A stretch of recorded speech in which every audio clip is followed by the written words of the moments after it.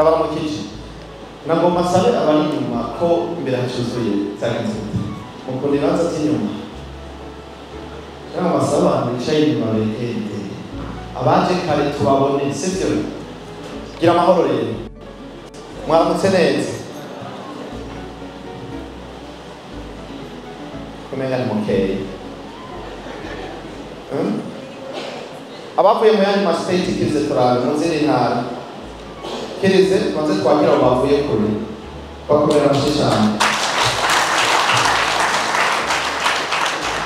Imana ibahezagire kandi ndunamye ubwanyu kubera ko iyo niteka mwiteye kandi byerekana ko muri abarongozi nyabo ko umurongozi ushobora guhaguruka we nyine ubwiwe agahagurutsa n'abandi none rero ko mwabikoze uko mukitanga Imana ibahezagire kandi azi ko mutazororetse uno munsi muwandika ahantu muzovuga muti hari igihe twigeze guhurira ahantu n'abantu bigenda neza none rero sinza kuvuga amajambo menshi kuko umwanya w'amajambo uraza kugera nibaza yuko dufite porogaramu ya saa 10 ubu mvuga ku bijanye na diaspora n'indongozi tugiye gutora gusa ku bataramenya neza nitwa Samuel Ndayiragije mba muri Etats-Unis Phoenix Arizona ariko ndakorera no mu Burundi i Bujumbura no mu Butanyerera hamwe no mu ntara ya Burunga ndakorera cyane nabaye umutabira nawe nyabantu cyangwa umutabira which is good kuva 1997 kugera 2007 2008 ndahunguka hama ndagenda Burundi ndiga amashuri ya muri Etats-Unis naho rero ukurikirane rwanje ku batashoboye kumenya harabambona bakanyitiranya nari photographe narafotora rwose muri kambi nabona abonye bisa amafoto yabo ni juste kugira ngo rappel kuri abo bantu bataramenya neza uwo ndiwe hama rero no munsi ndamutswa diaspora ndundi jewe nise diaspora idasinzira hanyuma ndayita diaspora y'ubumwe diaspora y'ibikorwa iryo niryo jambo rero riranga diaspora y'uno munsi mwebwe nabonye ko ngaha abakozi b'Imana benshi baza kuyaga neza kandi baza kudufasha kandi ko muri abarongozi baza kudufasha gusa imbere y'uko ntangura nagomba ndabereka aho dukorana Perezida Jean Pierre hano gatoye shikira imbere dirasibo hari abandi ntabona hari abandi bari mu komisiyo internationale bari ngaha ibaze uwo dukorana wese azi usanzwe dukorana ku niveau international muze aho dusanzwe dukorana muri diaspora idasinzira uruvumo rya harimo ko hari n'amabanga tutazi ko muri n'akajyo keza ko kwabona amasomo yanyu nagomba mumfashe tubakomera amashyi kuko hari ibyo badufashije no bakidufasha kugira byorohe duhera kuri uyu musegonda umwe 15 secondes izina n'icyo ujejwe n'intabuvamo zawe kwiye karibu murakoze cyane diaspora oye uko basabye nakanya gatoya gusa kwa Jean Pierre Nibaruta muri gihe nkaba ndi president du conseil de surveillance mu rwego rw'urugendo gukurikirana gushobora ibikorwa bya diaspora n'ubundi ku rwego rw'isi murakoze amashimisho kuri Jean Pierre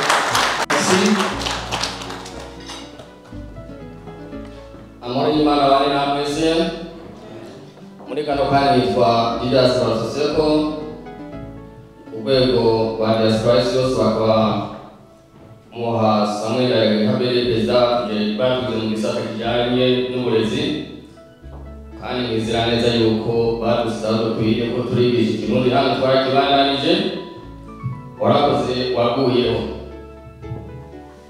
arakoze gukomera amashyi ayo mashyi yanyu tumugase hano voilà bien ibikorwa amaboko yose yerekana ko wagikora mugare mu mwongera amashyi kubera ko yavuze ngo muri kano kanya yitwa Diaspora Association ejo ntituzige nazo wayitwa gukomera amashyi cyane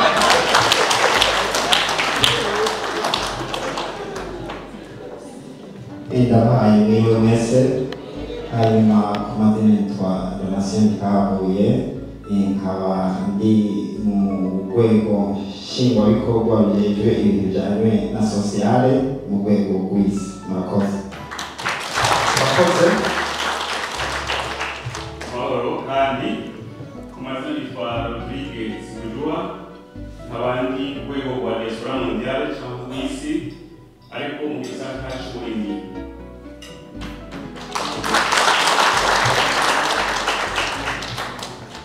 Asikaze twese ku izina yitwa Yogusenga Alexis, nkaba ndubahaye nkaba mvuka mu Rumonge, nkaba ndi umumambe muri education et recherche scientifique mu rwego rw'isi. Rero twifuza n'uburezi bavuga ko ari uburezi gukarira mu mutwe. Yesu abahezekiye.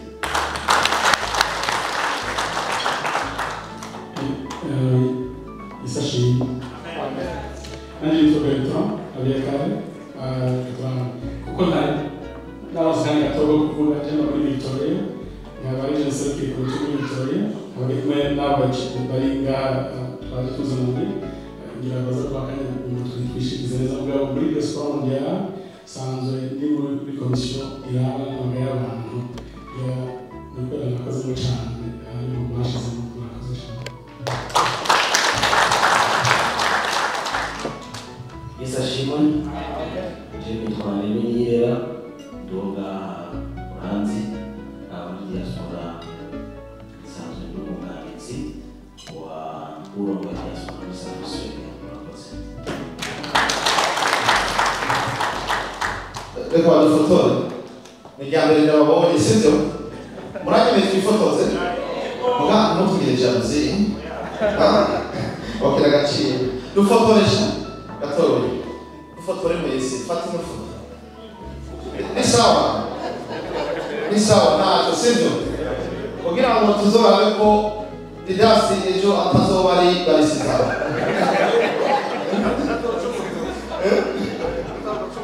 Yavuze yuko uno munsi yitwa Didasi barusasiyeko. Mugana twarigeye murakoze mwicane. Imana yabahezagiye mu byagire. Reka tuyage gatoya. Dufite umwanya ungana gute? Mwafata 5 minutes. 5. Fata umwanya ungana gute? 10 tuvugana ku bijyanye n'amatora gusa. Yo ngaho. Mugabo turaza kwifashisha igikorowani.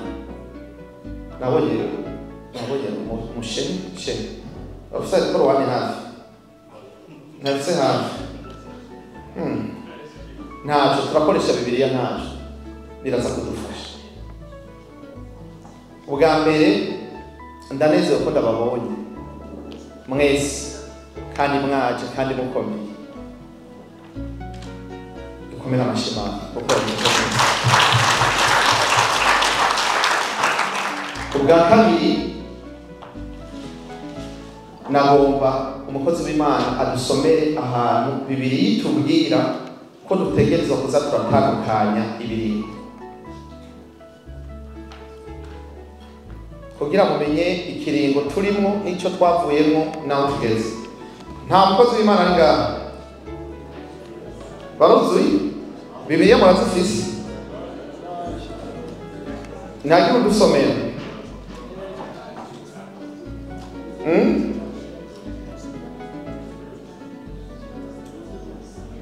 ninde udusomera?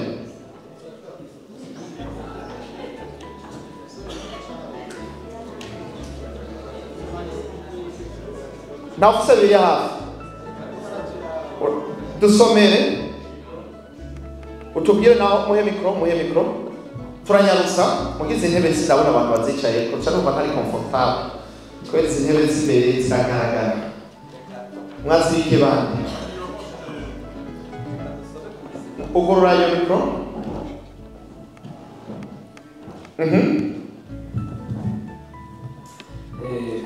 Umusiguzi igice cya gatatu umurongo wa mbere haba mu kintu cyose cyashinzwe igihe cyacu kandi kuba cyose munsi y'ijuru gifise akanya kacu.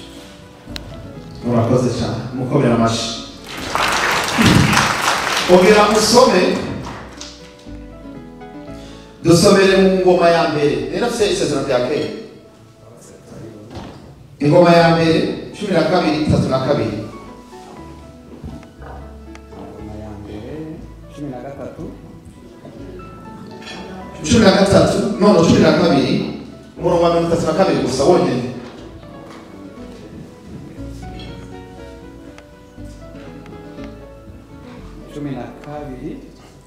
umurongo wa 32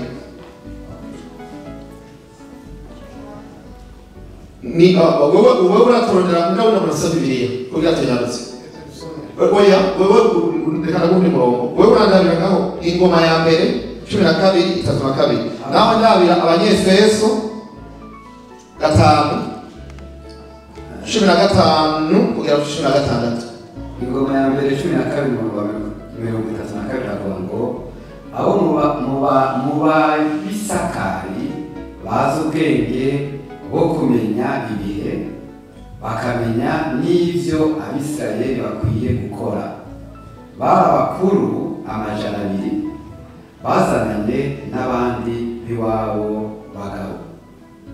Urakoze dusomere nawe kuri Abanyefeso mugambo ze murazirikana so gusoma gusa kabisoma Efeso 5:15-16 naho ati nuko mwirinde cyane uburyo mugenda muri kugenda nk'imurabwenge ariko mugende nk'abanyabwenge mugura uburyo mubwiza kw'iminsi ari mibi. Amen. Urakoze ni mirongo myinshi bivuga bijyanye n'ibihe rero bakomasaba abakozi b'Imana muri ngaha muze muributsa abantu mutwara ibihe kugira ngo bajyane ibihe.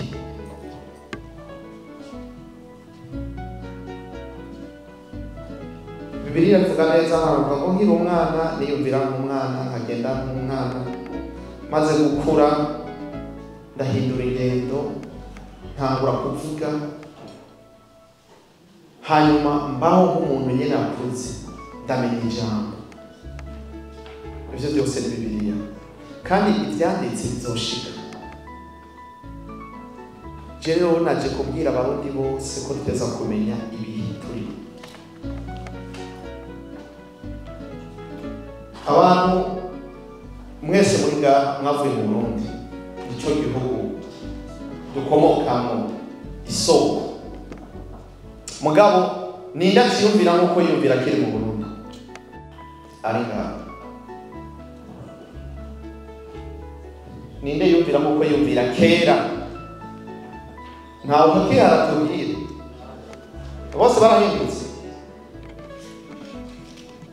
Nico gituma rero mu macambo make nagomba kubabwira tuti muzamuramenya gutandukanya ibihe n'ibintu ivyo mubimenye mukabimenya nk'abarongozi tuzoca dushika ku kintu gitego muga tutaramenya gutandukanya ibihe n'ibiringo tuzokwama mu buntu butagira akamaro.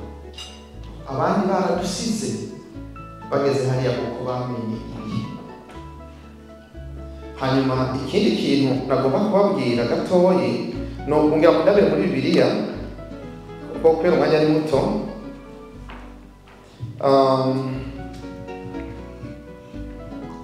ngoma nk'abantu batatu babazi ngaho imbere bamfashe gatoyi abafise Bibiliya hafi mwe muzifise ahagarara hafi weza niyo microchef begere bana kuko mvuze ivyo nkuye mu mutwe ntimwovyemera mugabo tujanye n'ijambo ry'Imana kuko biriya ngo umuntu yamenye Bibiliya yahawe ijambo sivyo nta kamaro ko kwirirwa turasara kandi byose Imana yarabitwigishije yarabitubwiye. Ni byiza ko twibukanya rero donc nabwiye mutandukanye ibintu bwa mbere mumenye ko ubwa mbere abarundi baje bavuye mu bitandukanye hageze imyaka 30 aho wese mvuze bimwe bya 59 simvuze bya 22 simvuze bya 93 je mvuze kuva ku bya 97 96 niho abarundi batangiye kuza ku bwinshi mu bihugu rutura banzira hamwe ikivunga aho se riko ndavuga aho yaje umwe hariho waje umwe sinzi ko mubizi hariho waje umwe kubera ko afise imiryango itunze canke ari abadiplomate canke ari abantu bari baje kwiga ico gihe ndibuka nk'abaje mu za 1993 ntibasubiye ico gihe. Donc saboje mbere ko ndavuga abo bamaze imyaka irarenga 40 bamwe baraje mu bihugu rutura. Jewe ndiko ndabwira abantu bazi yuko bamaze imyaka irenga 30, 20, 15, 10 uri muri kino gihugu gitunze nka Australia n'ibindi bihugu turiko turavuga ku isi. Kugira muze gutahura diaspora turiko turavuga iyo ariyo, ni vyiza ko tubanza kubasomera gatoyi ijambo ry'Imana kugira ngo byumve. Good. Ni mundabire kujana ibintu baziko tuvyumva. Nko murumva igihe turimo. Nkuba hari umuntu atari karajana n'ibihe yigumiye muhira ngo ayo matora ngo ntarahagera. Ngo ayo matora ngo turindire. Yamara ngo ntakenewe reka twigumire ko twari twimereye nta nico twari tubaye. Imvugo zitagira akamaro. Ivyo rero ndaza kubigaruka mugabo mujane nibihe. Mujane nibihe. Kuko betubwira ngo abanyabwenge barazi kugendereza bakamenya ibihe barimo. Kugira ngo tubaranye rero dusomere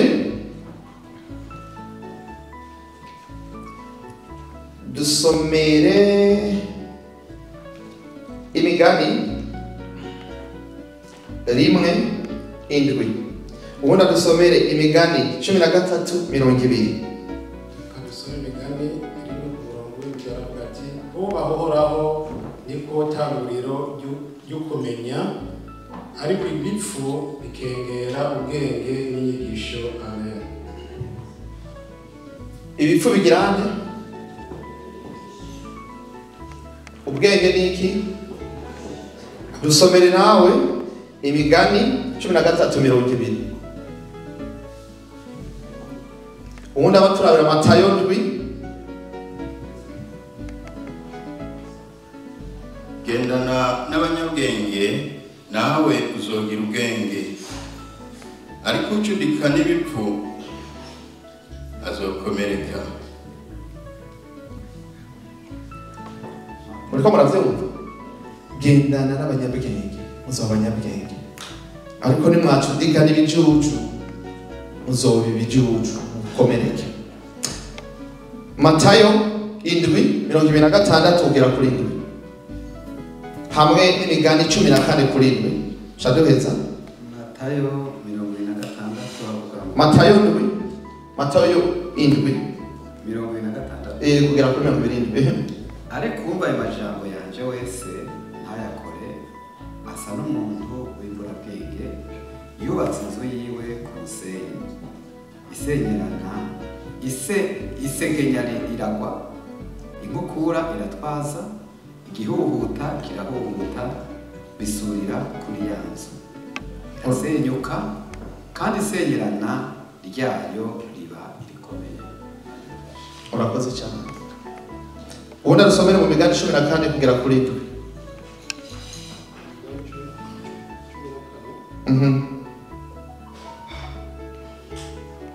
14:7. Aravuga ati, va imbere y'igipfu kuko ataminwa y'ubwenge uzomubonana. Amen. Okay. Muriko murazirikana kubera ikindi abatwaranga nimba tumaze imyaka 30-40 tumeze uku nuko tutajanye n'abanyabwenge.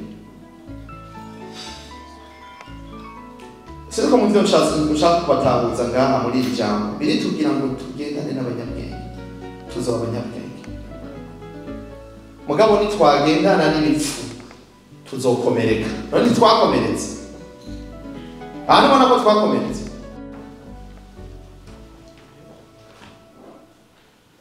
Bibiliya ntibeje.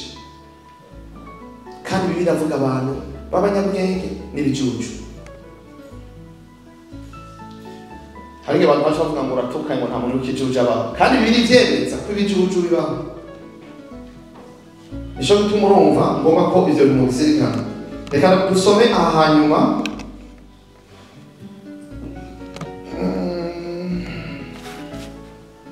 Ndio dusomera mu Migani, muri Matayo 10:16. Uwundi Migani 3:13 kugera 18. Shedewezi. Matayo 10:16 aravuga ati raba batumye muri nk'intama mu mabingira hagati, nuko mugire ubwenge nk'inzoka, mumere nk'inuma atakarohe. Amen. Suramo neza bazirikane. Raba batumye muri nk'intama mu mabingira hagati, nuko mugire ubwenge nk'inzoka, mumere nk'inuma atakarohe. Urakoze. Uwundi Migani 3:13-18.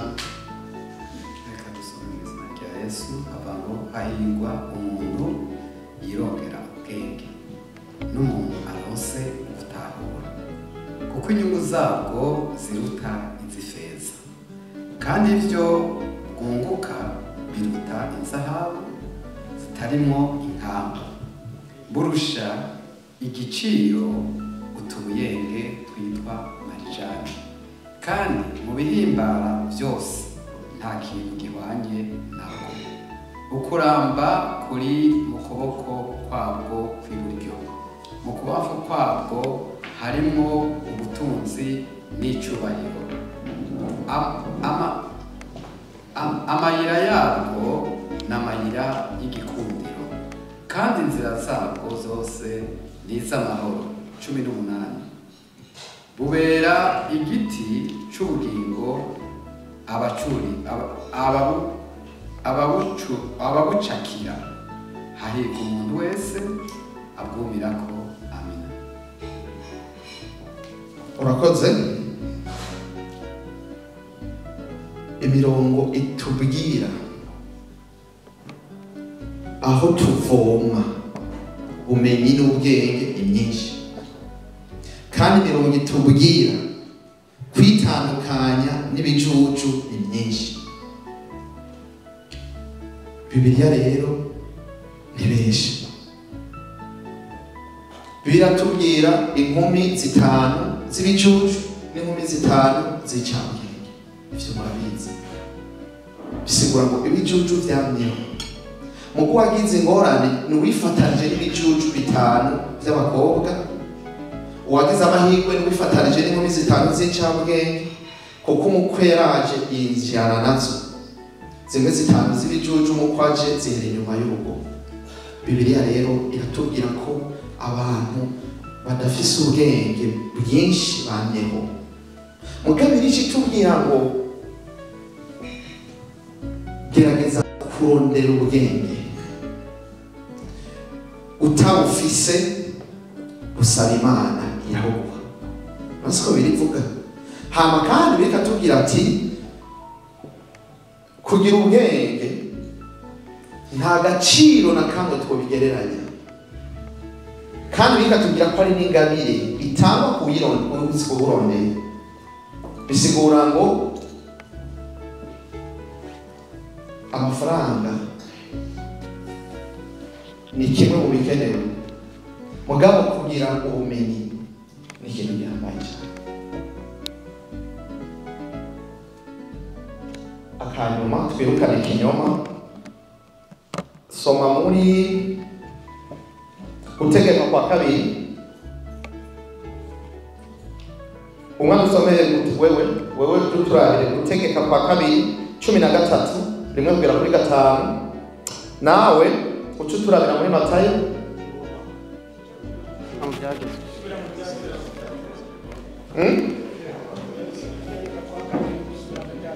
gusa mu byagezwe.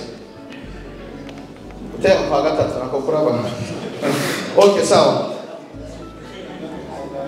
13 rimwe kugera kuri 5. Nawe ugire Matayo 7:15 kugera kuri 20. Uriya nawe atubwirire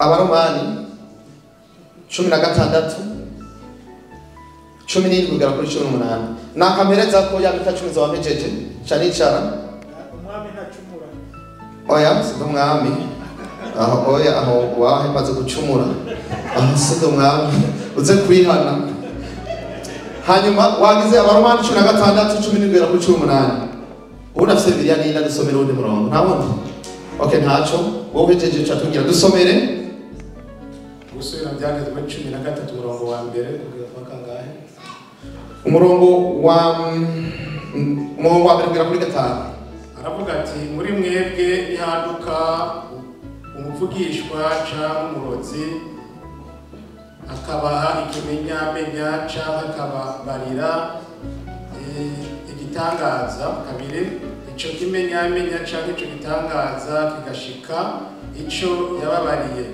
ati nicashika tuze tugendanire izindi mana tuzisabe kandi ari imana mutigeze kumenya gatatu ntimuze mwemere amagambo y'uwo muvugishwa cyangwa y'uwo murozi kuko uhoraho imana yanyu azoba abagerageza ngo amenye yuko mumukundisha imitima yanyu yose n'ubugingo bwanyu bwose kane ariko muze mugendanire uhoraho imana yanyu mumwubahe mwitondere ibyagezwe byiwe umwumvire abe ariwe musaba mwifatanye nawe akaramata gatanu kandi uwo muvugishwa cyangwa umurozi baze bamwice kuko azoba avuze ibi batera kugaragaza uhoraho imana yanyu n'ibyo kubakura mu nzira uhoraho imana yanyu yabarangiye ngo muyicemwo kandi ari we yabakuye mu gihugu cya Egiputa akabagobotora akabakura mu nzu y'ubuja uko azabe ariko mukura ikibi hagati muri mwebwe gatandatu gazaho ntaco karugara kuri 5 urakoze mwazirikanye umubeshi murozi umunyakinyoma kwaza bagirene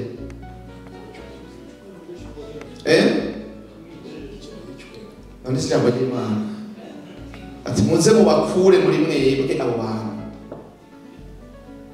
siko byanditse none pasteur ugakuramo simvuze ko mwica umunyakinyoma ngo murarashe mwamwisha daboro bigakwa hahandi kugira umenye umuntu ko ari umunyakinyoma ntimwabonye abantu bagenda n'abantu batari bazi ko ari abanyoma biritubwiye ngo nimwabona umuntu w'umubeshi cyangwa w'umurozi ababwira ibi n'ibi muragire bandanya wewe ni ukuvuga muramwigize kure abavimwo ni shano bandanya reka dusome Matayo 7 umurongo wa 15 avuga ngo mwirinde abigira abavugishwa n'Imana baza kuri mwebwe bambaye nk'intama ariko imbere ari amabigira y'inkazi muzobamenyera ku byo bama mbega hari uwo kwamura inzabibu ku nyina cyangwa isukoni ku bitovu kuko igiti cyiza cyose cyama ibyiza ariko igiti kibi cyama ibibi igiti cyiza ntigishobora kwama ibibi kandi igiti kibi ntigishobora kwama ibyiza igiti cyose kitama ibyiza kiracibwa kigatererwa mu muriro nuko muzobamenyera ku byo bama urakoze siniko nabwira ijambo ry'Imana mube pasiteri musanzwe mubisoma buri munsi mugomba kubibutsa igiti cyiza ntigishobora kwama ibyamwa bibi muze murazirikana ndaza kubigarukako dusomere ko nawe Abaroma igihimba cya 16 umurongo wa 17 kugera 18 ariko bene data ndabinginga kwitegereza abazana ibyo gutandukanya n'ibitsitaza bidahura n'ibyo mwize mubazirukire kuko bameze batyo umwami wacu Kristo atari we bajakariye ariko n'inda zabo kandi bohesha imitima y'aberanda amajambo meza n'ibyo kubanezeza kandi dufasha. Murakoze. Ndabakomera amashyi. Mfasha tubashimire ko nabagoye mu byakire. Turi muri diaspora rero idasinzira ko turi abanyabwenge. Abasinziriye bose bagize ibyaha. Nibaza ko musoma cyane cyane n'Imana kundusha. Ngo nuko rero ngo abantu basinziriye umwasi araza abibugwafu mu murima w'iki w'ubuntu. Gusinzira n'ibibi rwose. Umuvugo gatiro rero. Umuvugo gatiro utandukanye ibihe. Umenye iyo tuvuye naho tugeze uno munsi. Mbabazwa cyane n'ingene abarundi bari baragize ubuzima bubi ari buhebwa, uno munsi bakaba bameze neza, mugabo ntibagira agatima ko kumenya aho bageze, kugira ngo izo nguvu n'ubumwe dufise tubibyaze umusaruro. Rero naho mvuga nti diaspora irasinzira kubera ko abasinziriye bose bagize ibyaha. Abasinziriye bose bagize ingorane. Tuvuze kudasinzira ariko guca ubwenge. Tuvuze kudasinzira ariko kwitandukanya n'ikijuju ukafatanya n'umunyabwenge. Mwe muratahura ingene umuntu umwe atacyo yimariye ashobora gutuma abantu ibihumbi nka 10 bazingana. Batubwiye yuko umunyakinyoma bishoboka ahubwo yakwicwa, kandi kera ariko babikora baca bamwica. Mugabo ntitwice kubera turi mu isi yeneye y'amategeko. Mugabo ijambo ry'umunyakinyoma yateza guca yica. Twisunze ijambo ry'Imana kubera ko none bavuga muri Bibiliya ko yaca yica. Umunyakinyoma n'umurozi kubera ko bavuga ko aca yica. Ni kubera ko yazingamika abantu akatuma batava aho bari n'ijambo ntirigende muri cyo ryashika. None muri diaspora sibyo byaturanze. Umuntu akavugira munsi y'igitanda akubwira ati ngo duhure ntunamubona. Akadendekanya ibinyoma. Mpora banabwira yuko uwitwa Yasine naramwitwariye deja mu mutungane. Pasera mwitwariye. Ntushobora kuba kuvuga ko Samuel yariye amahera aho ngiye hose ndatoza amahera meya. None ko bamukinyitse. Mwe mo kwitse gusuma. Mugaba narayariye. Nukuri kunshengeza aho byari bikenewe. Nacha kumera amashwa shengeje. Discipline rero nico kintu cyane tugomba kugarukana muri diaspora. Guhana. Ibinyoma ni ikintu kibi cyane. Mwe mwabaye makambi murabizi. Hari abantu bahovye kuza hano, bahomba kuza muri Amerika kubera ikinyoma. Bababwira ngo mugende bakora n'amasabuni umuzo yagira ubuyabimbwa. None muraziragira ngaha. None si ikinyoma cyatumye umuntu atagenda. Ubu benshi bagwaye akabonge. Muzogera muri abantu bose biyagishije kuza. Ubasanga i Burundi urahabwa. Benshi baragwaye mu mutwe. Kubera iki? Ikinyoma. Ikinyoma ni ikintu gikomeye. Dutegerezwa guhangana n'umwanzi. Dutegerezwa kurwana intambara nziza. Mwambara ibigwanisho rero. Get ready. Mutiteguye kurwana intambara mwicarire, ariko biri tugira ngo kurwana intambara nziza. Abasenga murabizi, intambara nziza murazari. Reka ivyo biranditse. Ninda sauti yanditse abisomye. Ko nayo tuzaza muri wanje. Bibiliya turekura kurwana. Iratubwira turwane duhangane n'umwanzi. Kandi ngo turwana, none je aho umuntu akora kuri tekofu. Nta n'umuntu kuri tekofu. Mugabo ndazi ko ndi mu ntambara. kubera natandukanye ibiriho. Mutegerezwa rero mwebwe mwamenye Imana kumfasha urugamba mu kurwana.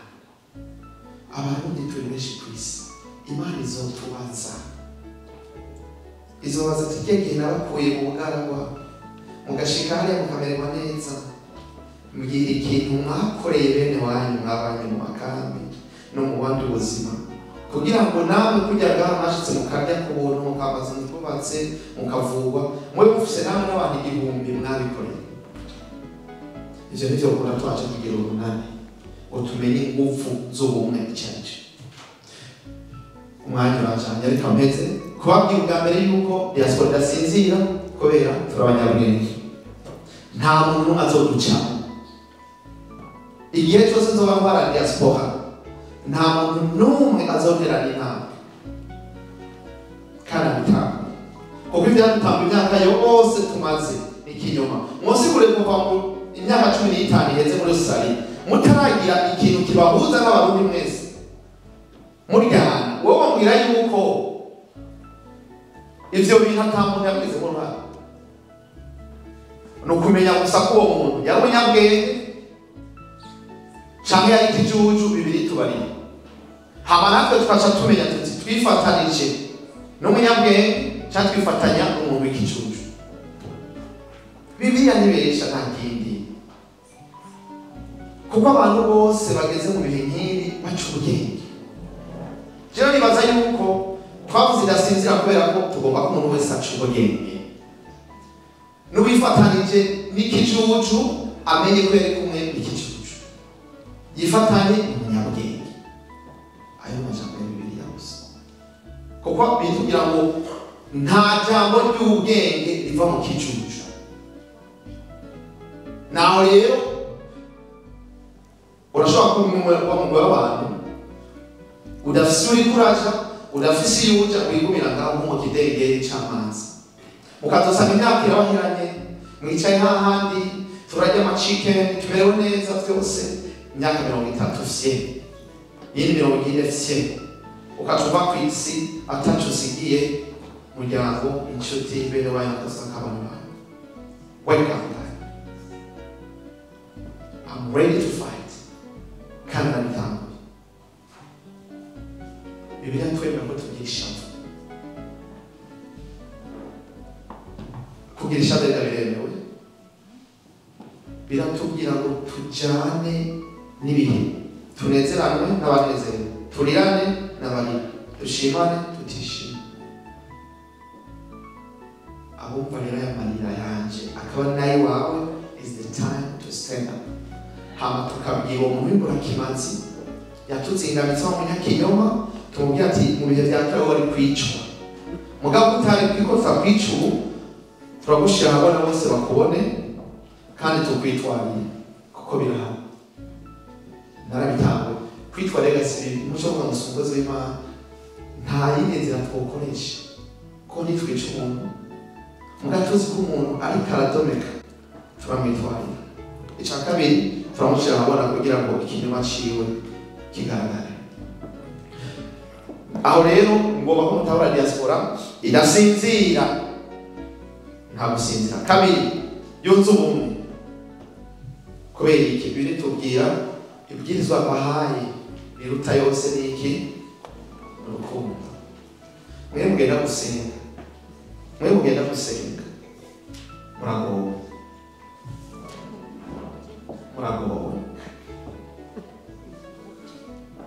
Umuntu wese yamenye Imana aragowe.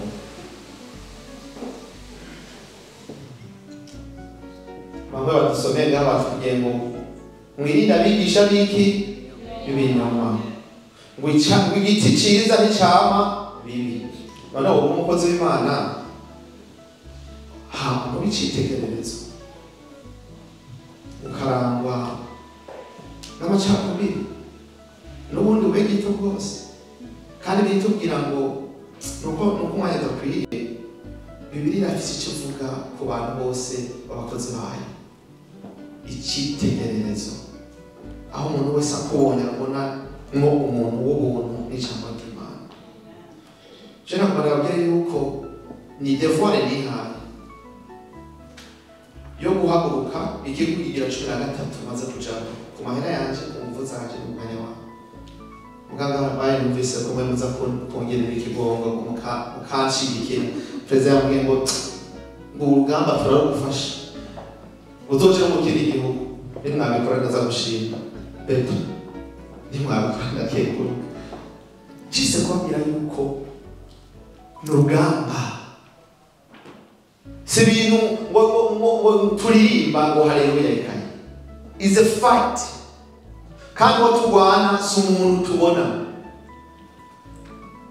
none umugwanizi ntimwemera ko abaho si umuntu biregana n'abantu sinababona bose n'abantu mugabo ikibavamo icyo ubonera umuntu avuga iki agenda gute yiyumvira gute abayeho gute. That's how you know kuri kuvugana n'umuntu cyangwa n'idayimoni. Naho umenya kuri kuvugana n'incabwenge cyangwa n'umuntu bibiri tu kubabona bose n'abantu ntagenda umuntu mugamije ikibazo nico twari tuvuga tuti yunze ubumwe tutunze ubumwe nta na kimwe dukora nibi turimo hajya Imana yavuze ikintu gikomeye ahatagira ubumwe nta rukundo nta majyambere naha rero tudatera intambwe kuko nta rukundo tugira mugatugira urukundo none ko kera twapfa amashari ngo yabaye agahuzu keza ngo yariye neza ngo yariye inyama nanjye ndayibusa none ubu naho dupfike harugaburira ubundi ngaho umwe wese ntabya ntabayeho ubumwe. Ikindi gikomeye ibikorwa kuko kwemera kutagira ibikorwa kwa gupfura ntitwovuga ngo tugomba kuzokora ngo tubisengere kubisengera nivyo mugabe ibikorwa kuko biri twamizoza ibikorwa vy'amaboko yacu. Reka rero mugarukirize ngaho turaza kubandana mugambo y'umurongo y'abandi message uyihane turi mu gihe revolution psychologique. Abantu baje kurebesha mu cyasha kuvuga turi mu ngwano psychologique yo guhindura ibitegekere ingene twiyumvira ingene tubayeho n'ingene twobaho neza kurusha uko twabayeho umunsi. Iyo si ngwano y'amasoro si ngwano y'amabunda n'ibiki si ibipanga n'imihoro mugabo ingwano yo guhindukiza ivyiyumviro bikaja ku gihe bikaja ku isi ya none tukava muri kahise tukaba muri kubu ariko kandi tukaba abantu baharanira bwa bumwe iterambere n'urukundo ryacu n'igihugu. Nibwo rugamba turimo kandi ashima kuresha bitahura namwebwe rero munyemerere turagana kuko biri tubwira ngo ntabajana bakagizene batarakanye muranyemerere turagane none turagana Rodrigue turagana kubera twuba tuje mu matora uburongozi bwose buva ku Mana siko bimeze ntituzi ugiye gutorwa muga turamutora tu ubutaje nta ngorane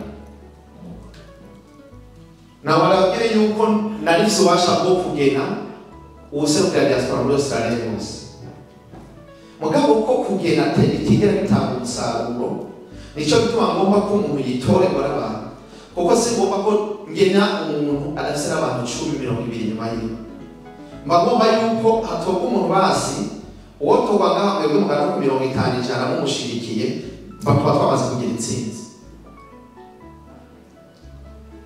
Ntabwo barana babwire amatora aza kugira c'est définitif. Ejo navuganye agashavu naranditse nari mu kirere nasigaje n'amasaha nk'atatu kugira ngo ruruke nzanumva abantu bageze ngo ikiyago cy'abiwacu cy'abarundi Rodrigue yitwa gute nzanumva ikiyago cy'abarundi naciye nandika message kandi ndendega gusa nagize navyibutse mu nyuma nayanditse mu Congereza nari kwandika mu Kirundi kugira bose babimenye twatanguye kuvugana bino bintu by'amatora mu kwezi kw'icenda, ubu turi mu kwezi kwa kane, haheze amezi angahe? Indwi. Mugende mubwire bajya abantu bari mu kiyago c'abarundi n'abandi bose message iri clear.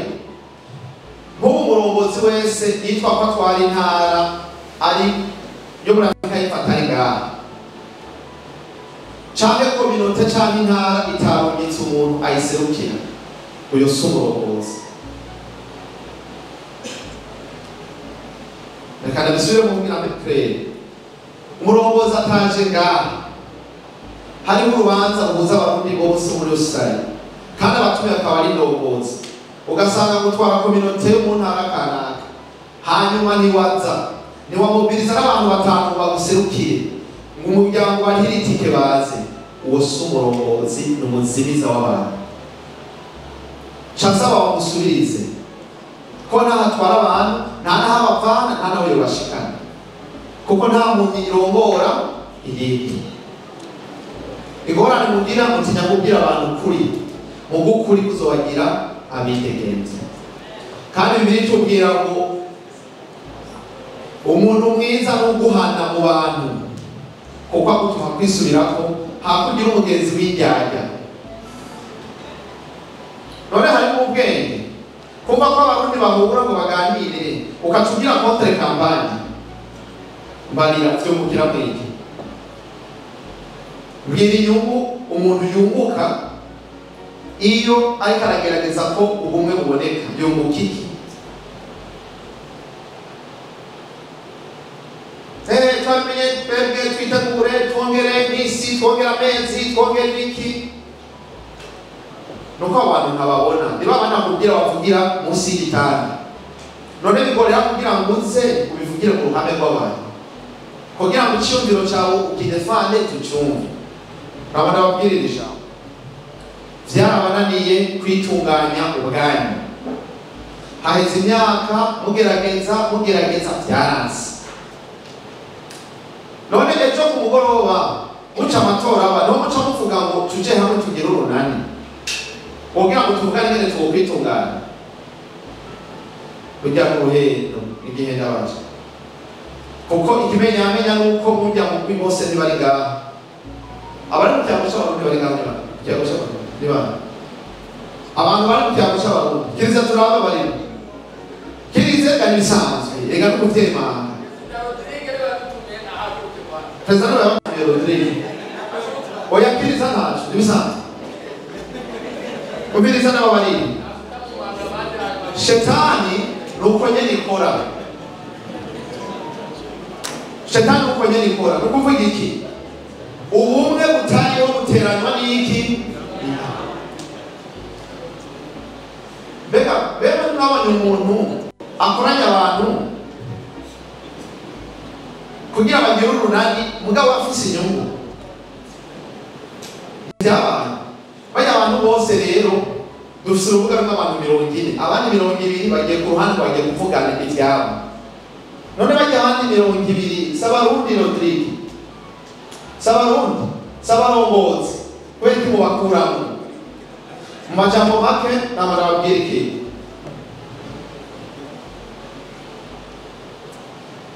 Amatora tugiye kugira c'est définitif, si ibintu tuzogarukamwo ngo bizogenda gute uwo dutora.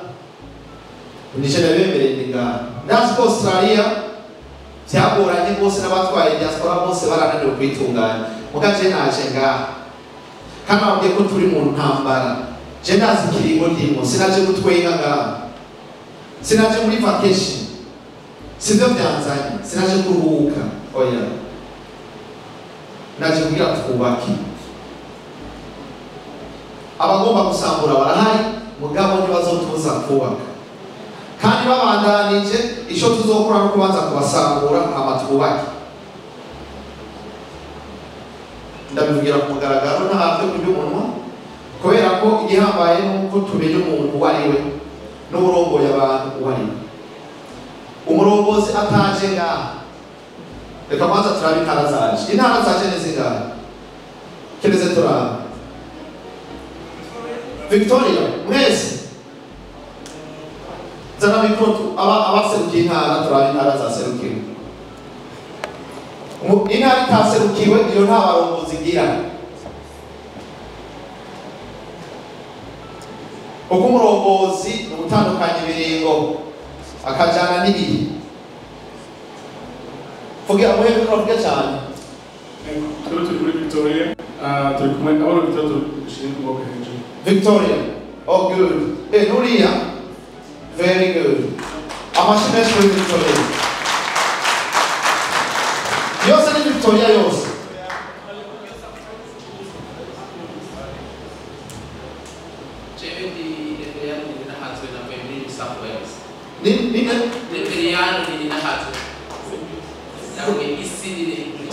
Sydney. Okay, amashimwe. Sydney. Kwandika intara zaserukiwe zibaye zibiri. Iyindi ntara. Shabanila from Queensland. Urakoze kandi weza kiri. Ubundi indi ntara. Donc ni zine gusa Adelaide, Victoria. Zitatu gusa. Oya bariga. N'abariga Adelaide hariho South Australia, Queensland, Victoria and New South Wales. Ni zine. Nta yindi ntara yaserukiwe. Abo muri pefe bari he? Pefe baje.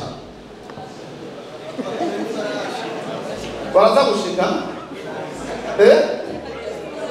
Oni kure. Rana bambwira ikintu socre de leader. Umurongozi ni iki?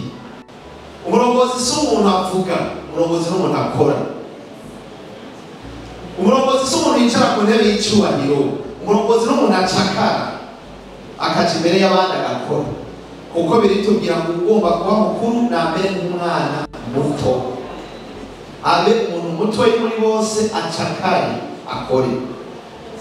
Nimuze gutora rero umuntu w'umurongozi akunda ivyubahiro, akunda kwicara ku ntebe, mutora umuntu akunda ibikorwa. Nta kure hariho ku muntu atwara nk'abantu nka mwebwe. Jewe ntwara naho abantu 30.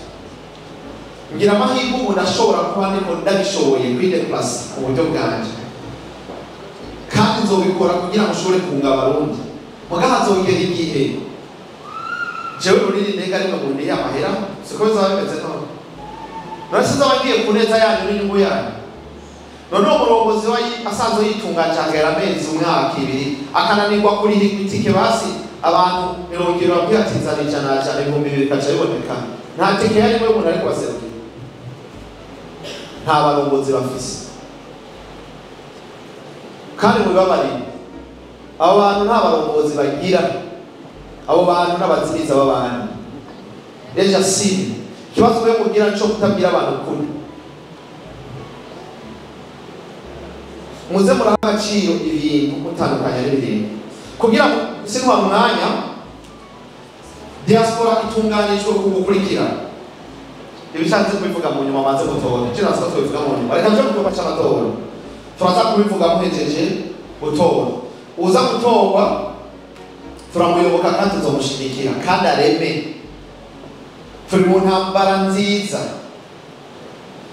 Ngwano nyeranda igwana n'abakristo gusa. Abapasiteri baragagize turara. Dufashe. Abapasiteri kirize turara. Muri ko muri hakane bana kirize turara turara. Yo amashimesho abakozi b'Imana. Tuvuga intambara nziza kubera iki? Intambara nziza niko kantu koko mpereza ko intambara nziza turabire muri Timoteyo 6:12 ndahejeje ujeje amatora azabaraza oya umwanya muri Matayo no Timoteyo wa mbere 6:12 na Timoteyo wa kabiri 4:7 hamwe n'abanyefezo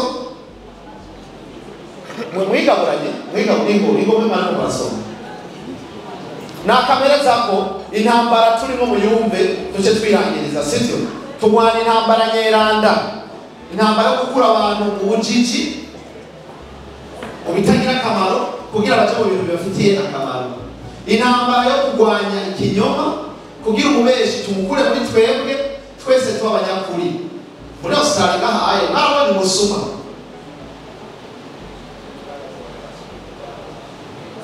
hanyuma mu isoko none mugani bake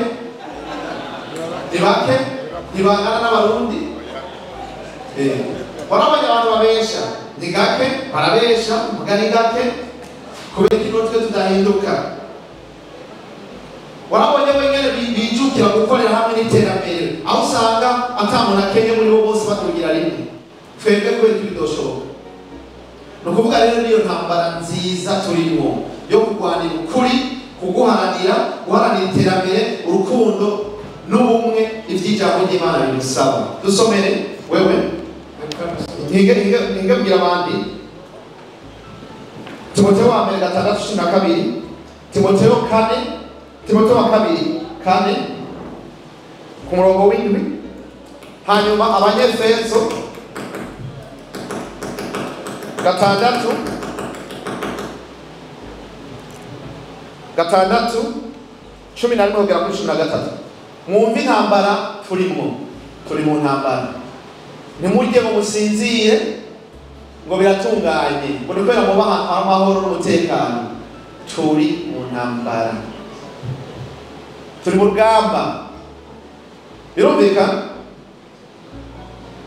ariko ntimugire ubwoba umudereva ninde haleluya kuko mwamenye Imana Bibiliya tubwira ngo kubera iki mugira ubwoba kandi muri mu Mana hari umutipe yagutse ngaha yitwa Tasiyano umuntu uzoje muri Australia uzoje no gutwara no gufungisha umuntu wowe ngo rwekwe no kuja muri Australia sharavuga ni mbega abo bantu baracabaho abantu barundi bo muri Australia barabaho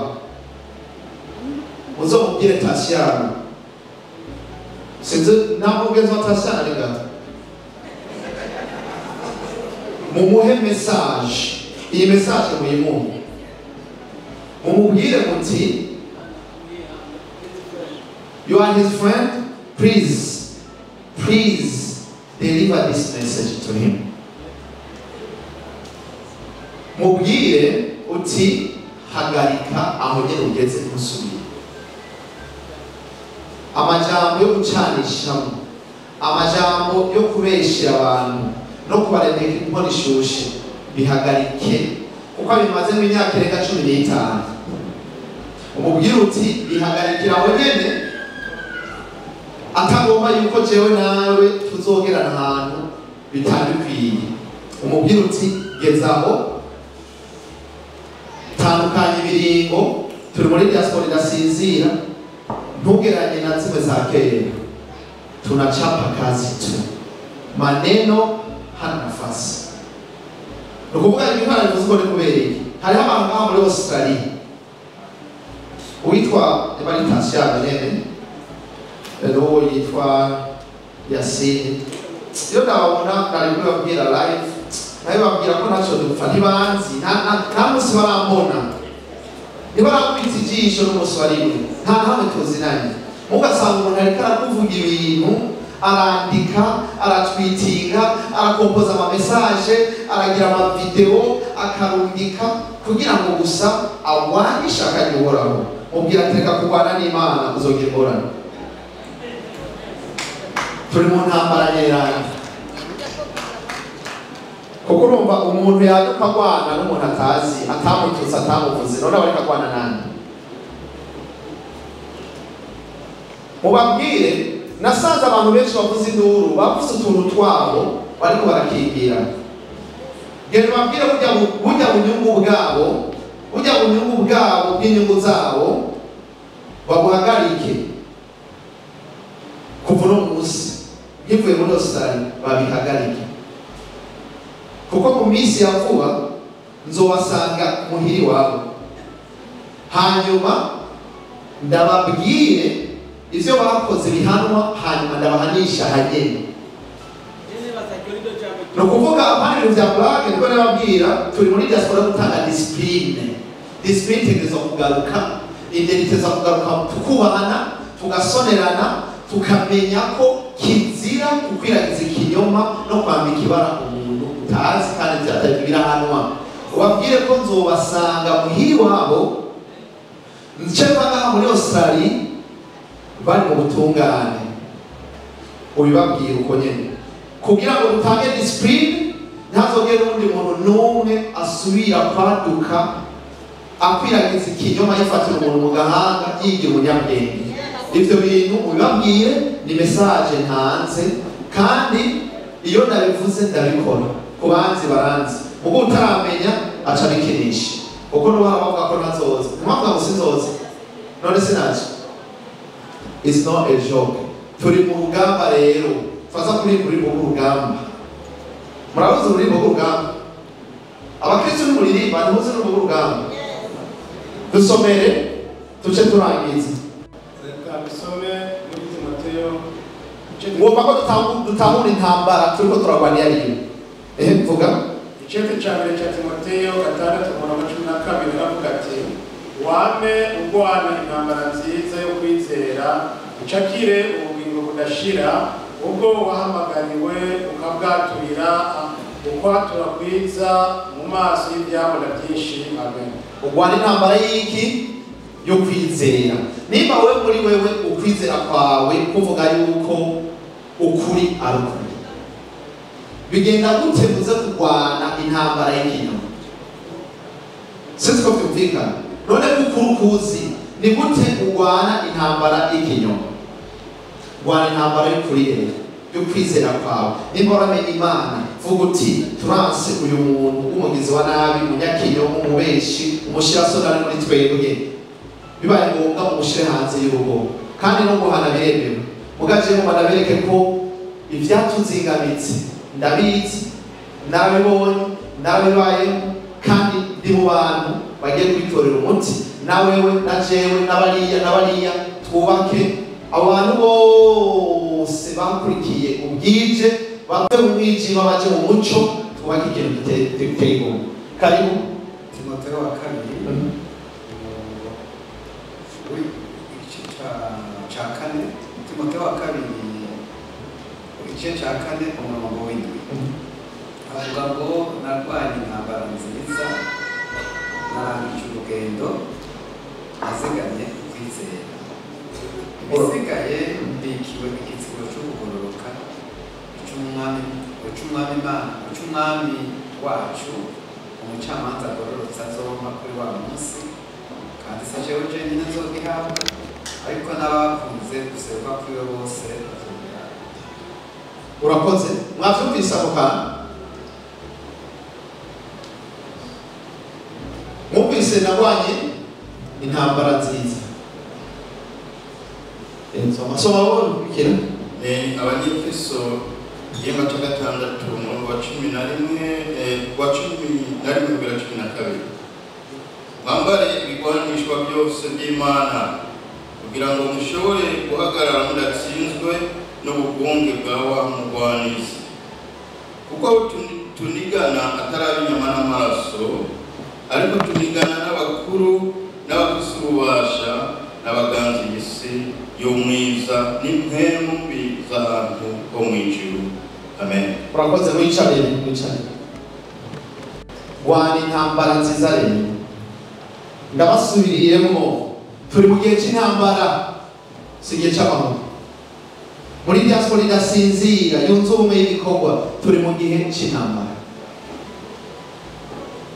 mu ntambara umwe sabingene yitwaje twana bahere ngo byatandukanye biringo twarihe tugezehe turiko tucaye turi mu gihe cy'intambara rero hamwe tworeka ibi bintu tubona ku isi mu Barundi bikamarura igihe bimeze uko abana bacu twovyarije boba ba homeless boba abantu b'ibyaruramutwe boba abantu b'imburakimazi nta nico bovamo kuko natwebwe ataco tuzoba twarapfuyemo tuvemo ikintu rero turage abana bacu ubuzima kubera ko twashoboye kuja hamwe tukagwana intambara nziza y'ubumwe yo kunga Abarundi kw'isi yo gusenyera ku mugozi umwe yo kurwanya umubeshi, yo kwigizayo cyane umuntu azibiza abandi, kuko bitubwira ngo icyo birashitsa no kumubohera urusyo hehe kw'izosi.